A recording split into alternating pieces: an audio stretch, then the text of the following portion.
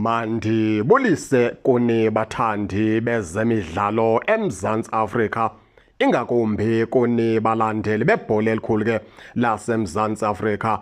uPeter Shalulile uzothi ga ngoku useyi-free agent umfana omdala, akakazimanyi naye nalo nelinye iqela abaphantsi kweBetway Premiership.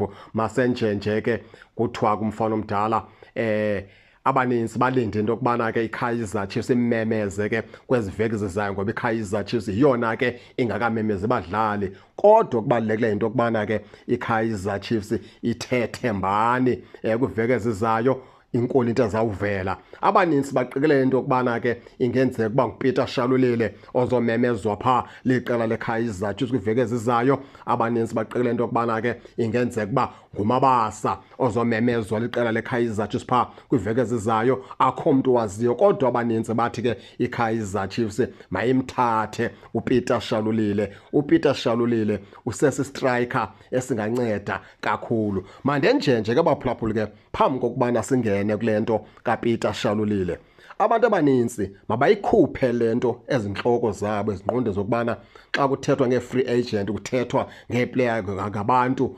asebephelile angasoze benze nto, ukuba le nto ixhaphakile ukubana iKaizer Chiefs ifunana ne-free agent. Kodwa uthi xa ujongile, ngakubuza umbuzo ngoku, uMabasa yi-free agent,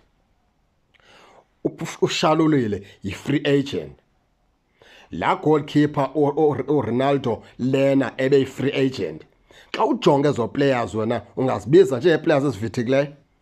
Ayithethi ukuthi player xa iyi-free agent ivithikile. Kuyenzeka umdlali ngokadumileyo astrongo angavisisani neqela belidlalela, avlathi vumbu alidisappointe, angafuni usayina contract. Xa kuphela icontract yakhe loo mdlali lowo uzoba yi-free agent. Ndingawenzela umzekelo nje, xa lo mfananyana uRelem Mofokeng enovela kusekusasa ngelaa xesha ebesekuOrlando Pirates kusengasafuna usayina nePirates, avele kusesithi andisasayini icontract yami iphelile, uzoba yi-free agent. Nizawuthi emveni kokuvithikile xa ekuthathwa yiKaizer Chiefs nethi nina hayi iKaizer Chiefs ichola i-free agent.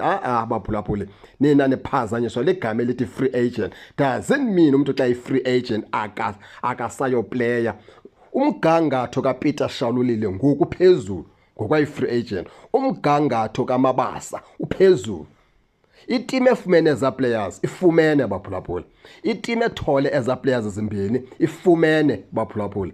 Yiyona nto funeka siyiqwalasele lo mcimbi ke we-free agent baphulaphuli, ngoba ikusingathi sizijonga ngendlela engeyiyo.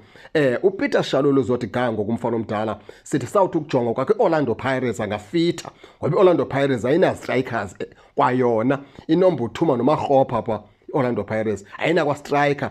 Angafika fithe kwapha kuPirates uPeter Shalulile, abe si-striker futhi afake amanqaku, ithembele ngayo Orlando Pirates. Even kwiKaizer Chiefs angafika abadiliza abantu abaninzi phaa ngaphambili, angabadiliza oKhanyisa Mayo, angabadiliza iTiosa Igadora. Angangena phaa uPeter Shalulile awenze umsebenzi awugqibe. NoMabasa angangena phaa awenze umsebenzi awugqibe, kodwa kamehlo masiwaphose enkalweni ke baphulaphuli ke kwezi veki zizayo. Asazi iKaizer Chiefs ke izawumemezela abaphi abadlali. Injalo ke baphulaphuli ke ningangena nani ke nitsho into yokubana niva njani, nize ningakhohlwa usubscribe kule channel ukuze ningaphoswa zezemidlalo endizanothulela zona kwixa elizayo kakuhle babukeli.